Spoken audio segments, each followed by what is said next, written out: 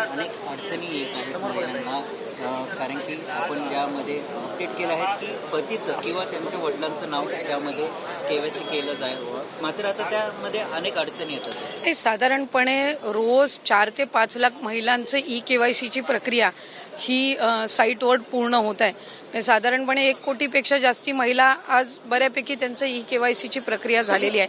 ज्यांच्या पतीचं निधन झालेलं आहे किंवा वडिलांचं निधन झालेलं आहे किंवा डिवोर्स असतील म्हणजे एकल महिला असतील, त्यांच्यासाठी आम्ही वेबसाईटवर एक ऑप्शनच्या संदर्भातलं एक वर्किंग करत आहोत की त्यांच्या पतीचं किंवा वडिलांचं जर निधन झालं असेल तर त्यांचं डेथ सर्टिफिकेट किंवा डिवोर्स झाला असेल तर ते डिवोर्सचे पेपर्स अपलोड करण्याच्या दृष्टिकोनातून हे आम्ही तिथं ऑप्शन्स तयार करत आहोत.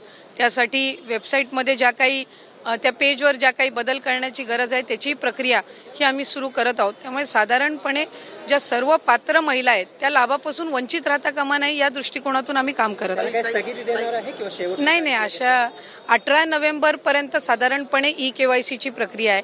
त्याच्यामध्ये पण जो मधल्या कालावधीमध्ये पाऊस झाला किंवा मराठवाडा आणि पश्चिम महाराष्ट्र, काही कोकणाच्या परिसरामध्ये, उत्तर महाराष्ट्रामध्ये जी अतिवृष्टी झाली, या संबंध परिस्थितीमध्ये कायकांचे कागदपत्र त्यांना गमवावे लागले म्हणजे त्या पुराच्या परिस्थितीमध्ये.